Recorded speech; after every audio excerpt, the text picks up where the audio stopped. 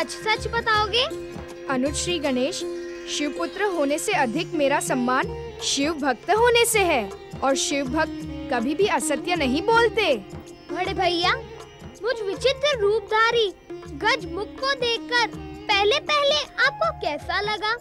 अति सुंदर, अति दिव्य और अत्यंत शुभ रूप है तुम्हारा श्री गणेश। तुम्हारे मुख को देखते ही प्रणाम करने को जी चाहता है। ना भैया ना, ऐसा अनर्थ ना करना। बड़ा भाई छोटे भाई को प्रणाम करेगा तो हमारी धर्म, संस्कृति और मर्यादा तो नष्ट हो जाएगी ना। ये छोटे या बड़े का प्रश्न नहीं है।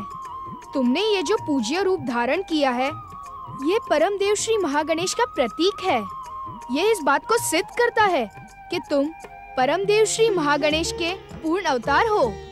तुम्हें प्रणाम करने वाला वास्तव में परम देव श्री महागणेश को ही प्रणाम करेगा।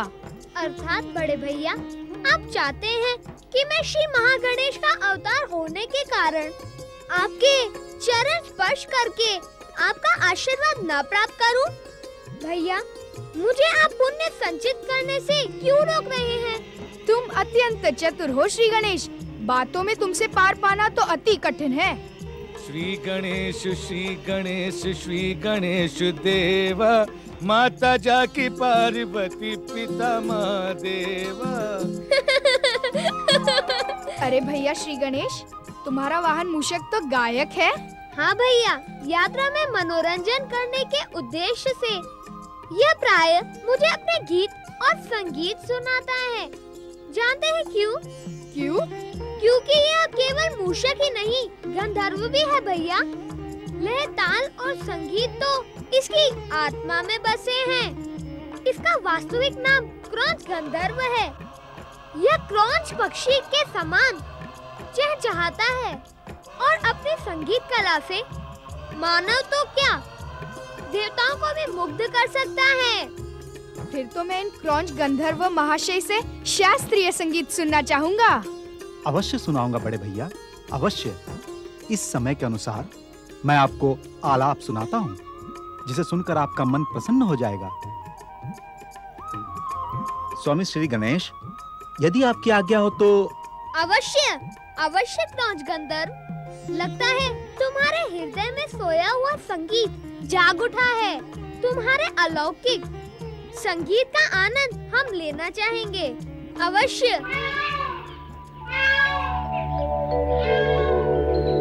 छाई घटा घन घोर रमितवा, छाई घटा घन घोर रमितवा, मितवा रे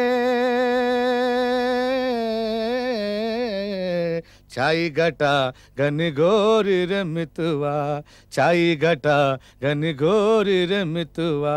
नाचे मयूरा पंख पसारे, नाचे मयूरा पंख पसारे, छाई घटा घन घोर रमितवा, छाई घटा घन घोर रमितवा, मितवा रे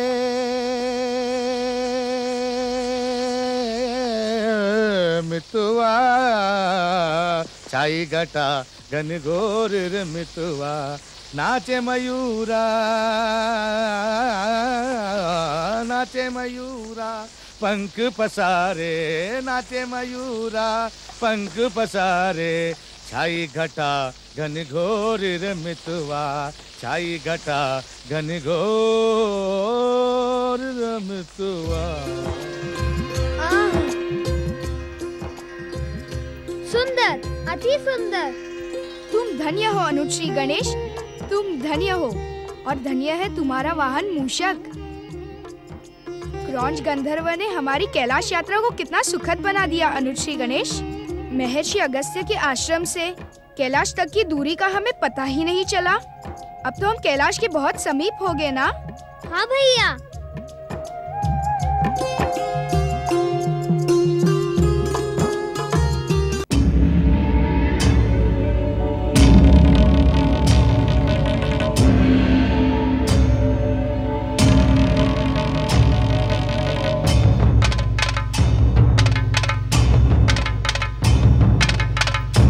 देख रहे हो प्रलंबासुर?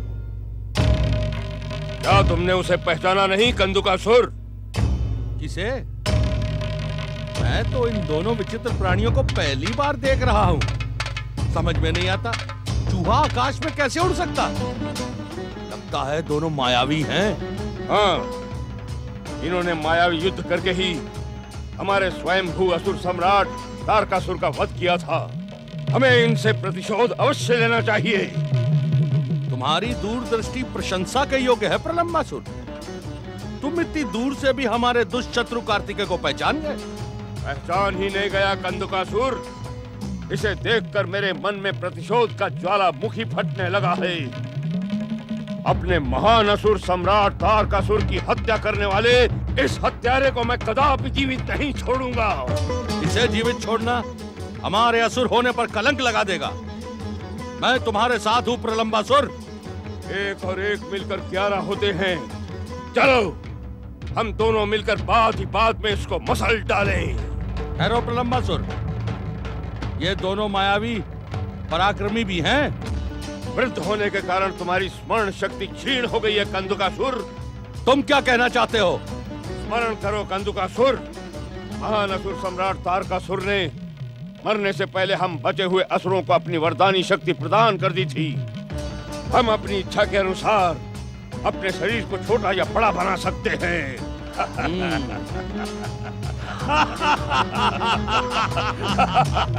तुम धन्य हो प्रलंबासुर, तुम धन्य हो। धन्य है तुम्हारी स्मरण शक्ति। उचित समय पर स्वयंभू सम्राट तारकासुर से प्राप्त वरदानी शक्ति का स्मरण करवाकर तुमने इन दोनों के लिए संकट उत्पन्न कर दिया है। अब हमें विलंब नहीं करना चाहिए। विलंब तो वैसे भी बहुत हो चुका है कंदुकासुर। इन पर्वत कंदराओं में न जाने कब से हम उन दुष्ट देवताओं के भय से दुबके पड़े थे। अब हमें अपने शरीर को आकाश की ऊंचाइयों तक पहुंचाकर इन शत्रु देवताओं को समाप्त कर देना चाहिए। हमारे आसुरी प्रहार इन्हें जीवित नहीं छोड़ेंगे।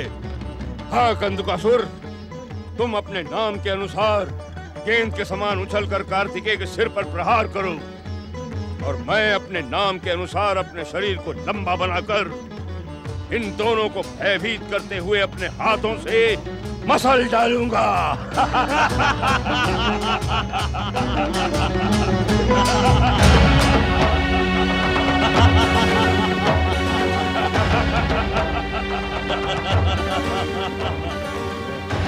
तेरे स्वामी स्वयंभू सम्राट तारकासुर की हत्या करने वाले दुष्ट कार्तिकेय, तेरे ही कारण आज असुर जाति अनाथ हो गई है।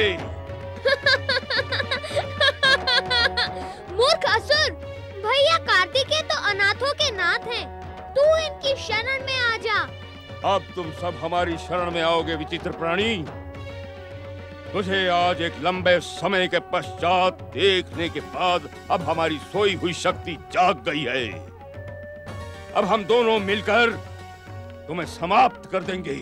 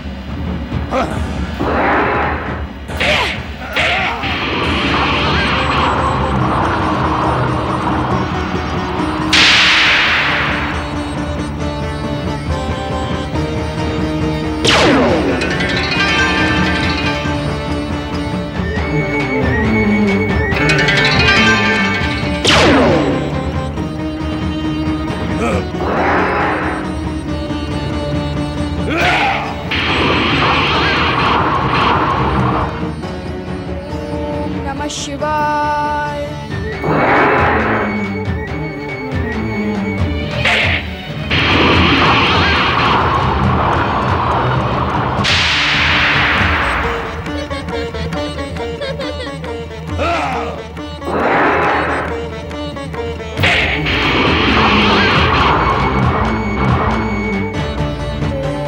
ओम नमः शिवाय।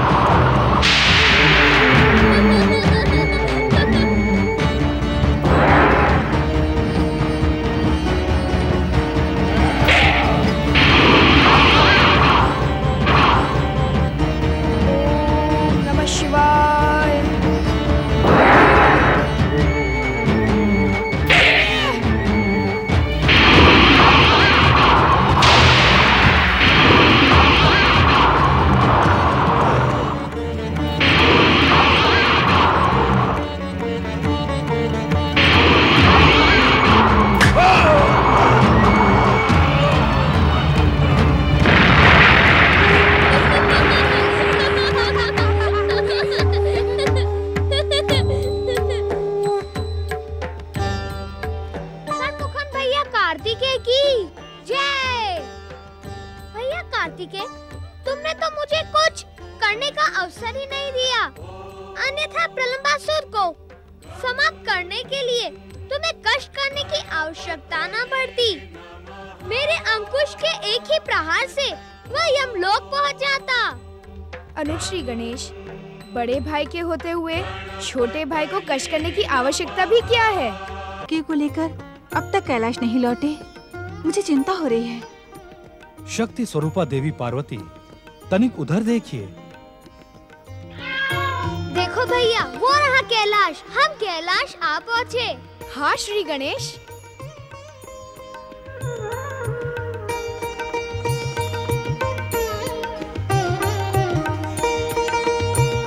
श्री गणेश एवं कुमार कार्तिकेय की जय। श्री गणेश एवं कुमार कार्तिकेय की जय।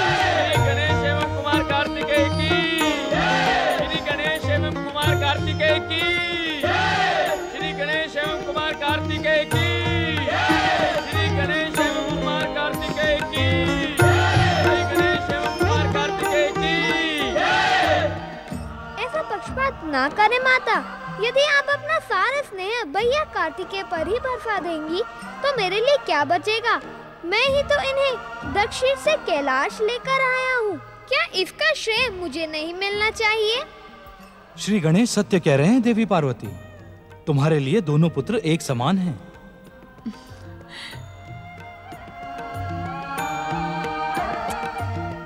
पुत्र गणेश, इतने लंबे समय के पश्चात कैलाश लौटे कार्तिकेय से यदि मैं पहले ना मिलती तो उसे ऐसा नहीं लगता कि तुम गौरी पुत्र हो, इसलिए मैं उसके साथ पक्षपात कर रही हूँ।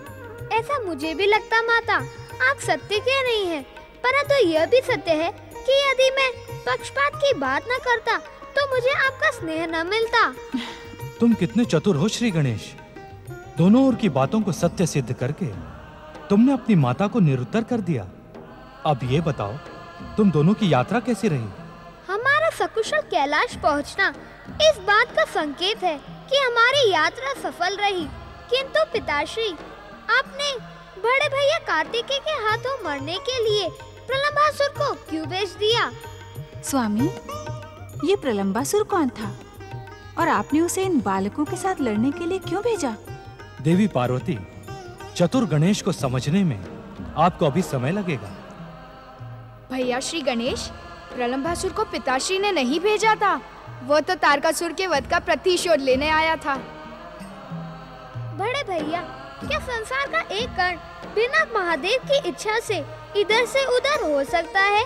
तुम्हारे हाथों प्रलंबासुर का वध करवाना पिताश्री की ही लीला थी। यदि ऐसा ही था तो प्रलंबासुर के साथी कंदुकासुर का वध तुम्हारे हाथों क्यों नहीं करवाया? कंदुकासुर? कंदुकासुर? ये कंदुकासुर कौन है? ये कंदुकासुर कौन है?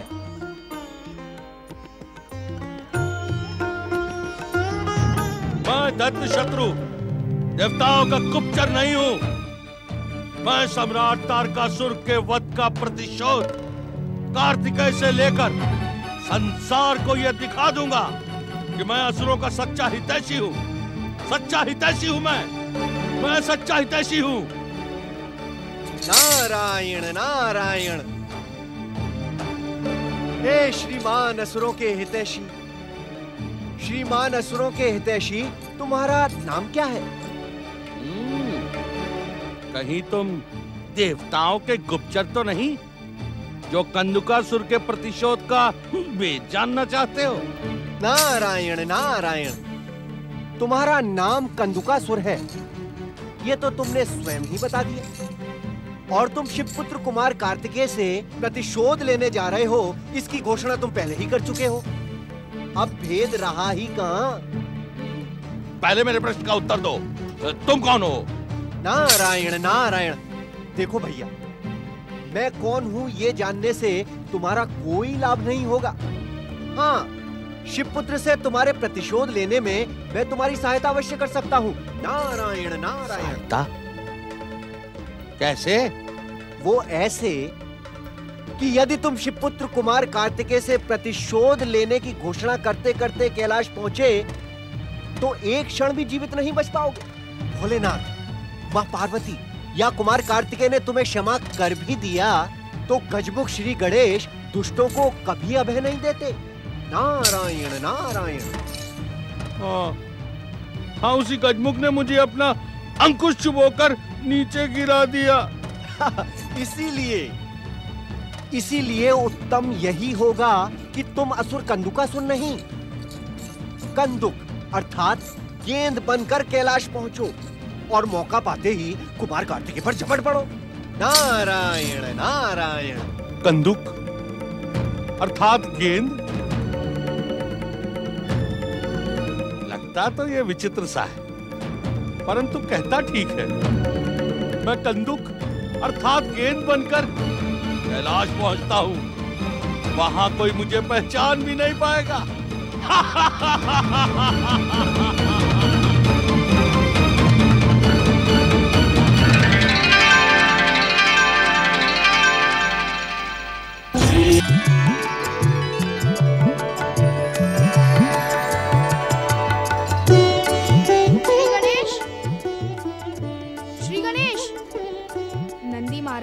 क्या आपने श्री गणेश को कहीं देखा? न जाने कहाँ छुप गया है। हमने तो नहीं देखा। हम लोगों ने भी नहीं देखा। श्री गणेश, श्री गणेश, श्री गणेश, श्री गणेश, श्री गणेश।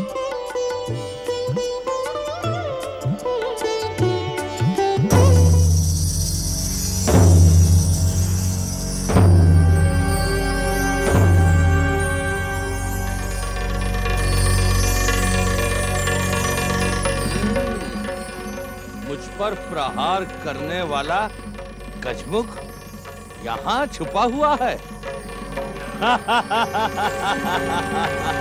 पहले इसे समाप्त करूंगा, फिर दुष्ट कार्तिकेय को।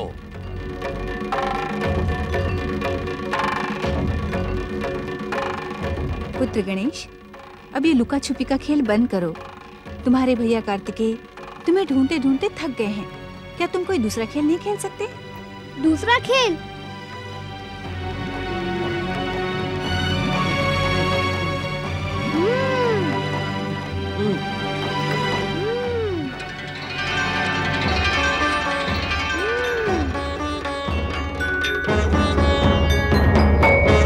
आप चले माता, मैं दूसरे खेल का प्रबंध करके आता हूँ।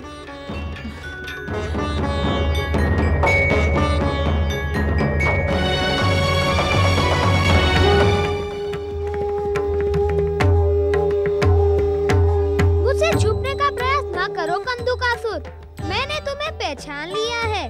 मेरे अंकुश प्रहार से तुम बच गए, इसीलिए मेरी बधाई स्वीकार कर लो।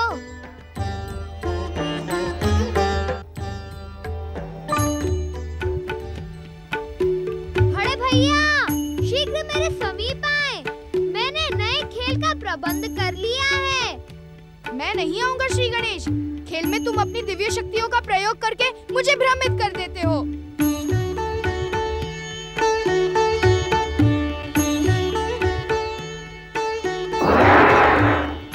नारायण नारायण। प्रणाम शिवपुत्र कुमार कार्तिकेय। आपको कौन भ्रमित कर रहा है? प्रणाम देवर्षि। आप तो जानते हैं कि श्री गणेश बहुत चतुर और नटखट है। मैं उसके साथ लुका छुपी का खेल खेल रहा हूँ। कब से ढूंढ रहा हूँ किंतु मिल ही नहीं रहा है। नारायण नारायण। कुमार, श्री महागणेश के अवतार श्री गणेश के दर्शन पाना इतना सरल नहीं है। बड़े बड़े ऋषि मुनि ज्ञानी ध्यानी वर्षों तक तपस्या करने के पश्चात भी उनके दर्शनों को प्राप्त नहीं कर सके। किंतु मुझे तपस्या की आवश्यकता क्या है?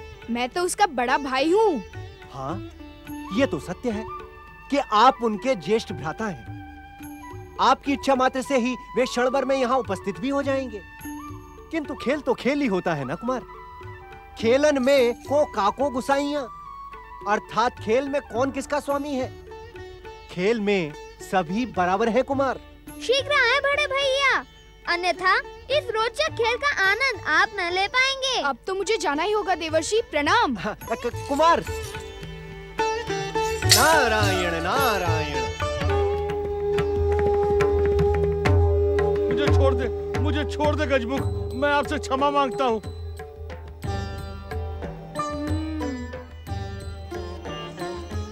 अरे तुम यहाँ क्या कर रहे हो? और ये गेंद तुम्हें कहाँ से मिली? भैया, माँ कह रही थी कि लुका छुपी के खेल खेलने में मुझे ढूंढते ढूंढते तुम थक गए हो। इसी कारण मैंने गेंद के इस खेल का प्रबंध किया है। मुझे छोड़ दे। मुझे क्षमा करे गजमुख। तुम्हारी गेंद तो बोल रही है श्री गणेश। हाँ भैया, मेरे ही समान मेरी गेंद भी दिव्य है। क्या गेंद भी कभी दिव्य हो सकती है? जब मेरा वाहन मूषक गाना गा सकता है तो मेरी गेंद बोल क्यों नहीं सकती? तुमने फिर मुझे भ्रमित करना प्रारंभ कर दिया। इस गेंद का सत्य जानने के लिए आप अपनी दिव्य दृष्टि का प्रयोग क्यों नहीं करते भैया? बालकों के समान प्रश्न पूछते रहते हैं। तनिक देखे तो कि दिव्यता का भ्रम कराने वाला वह दुष्ट है कौन?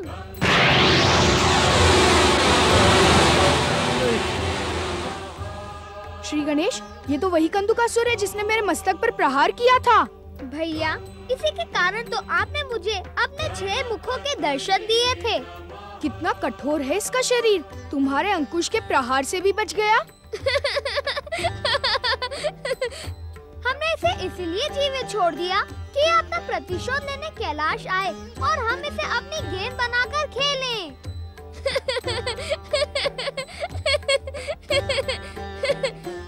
भैया, अब आप पीछे हटकर खड़े हो जाओ।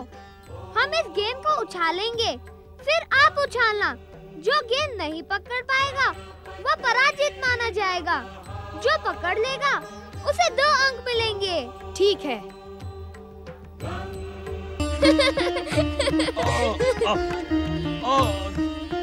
छोड़ दो मुझे।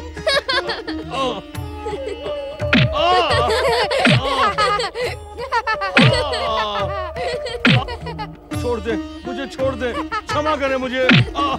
छोड़ दे।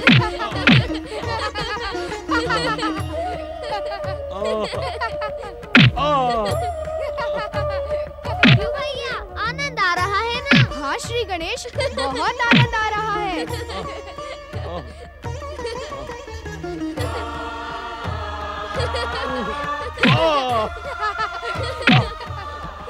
क्षमा करे, मुझे क्षमा कर दे।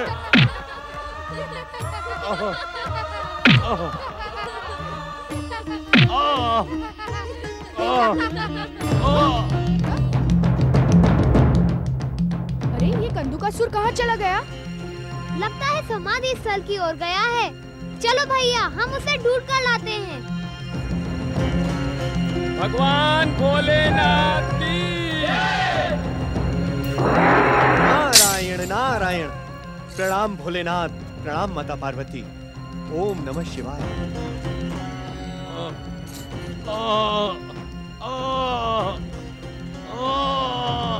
प्रभु, ये कराहने का स्वर कहाँ से आ रहा है?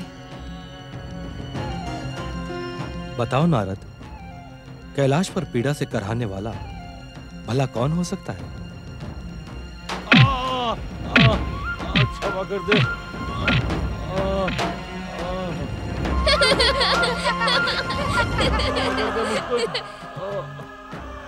कराहने का स्वर तो इस गेंद से आ रहा है। पुत्र गणेश, कौन है ये? अब हमें गेंद का खेल खेलने से ना रोके माता। हमारे खेल से कंदुकासुर के प्राणों को हानि नहीं पहुंचेगी। अपने खेल के लिए तुम किसी दूसरे को पीड़ा पहुंचाओ, ये अनुचित है श्री गणेश।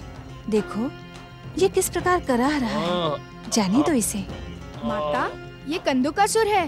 अब कंदुक का अर्थ तो गेंद ही होता है ना माता? नाम से किसी के जीवन का अर्थ न जोड़ो कार्तिकेय। माता, इसी ने तो मुझ पर प्राणघातक प्रहार किया था। इसके साथ ही प्रलंबासुर को तो मैंने समाप्त कर दिया। अब ये अपने प्राण गंवाने यहाँ आ गया है। नारायण नारायण माता, अर्थात ये तारकासुर की हत्या का प्रतिशोध लेने कैलाश तक आ पहुंचा। अब आप ही निर्णय करें माता कि इसके साथ क्या किया जाए। माता, इस नारायण नारायण कहने वाले ने ही मुझे कैलाश पहुंचकर कार्तिकेय से प्रतिशोध लेने का उपाय बताया था। नारायण नारायण। ये मैं क्या सुन रही हूँ नारद? देवताओं के ऋषि नारद ने क्या अब देवशत्रु का कार्य प्रारंभ कर दिया है? माता, एक माँ अपने पुत्र के विरुद्ध षड्यंत्र कभी क्षमा नहीं कर सकती। माता, इसमें मेरा कोई दोष नहीं है। शत्रु को कैलाश का मार्ग दिखाकर क्या तुम अपने आप को निर्दोष प्रमाणित कर रहे हो? मैं तुम्हें कभी क्षमा नहीं करूंगी नारद। माता, देवर्षि नारद सत्य कह रहे हैं माता। कंदुकासुर के कैलाश आने में इनका कोई दोष नहीं है। नारायण नारायण। तो फिर किसका दोष है? मेरा माता। अर्थात? माता, मैंने कंदुकासुर को जानबूझकर इसलिए जीवित छोड़ा था कि यह अपना प्रतिशोध लेने कैलाश आए और हम इससे गेंद के रूप में खेलकर अपना मनोरंजन करें। इसे कैलाश का मार्ग दिखाने के लिए मैंने ही देवर्षि को प्रेरित किया था।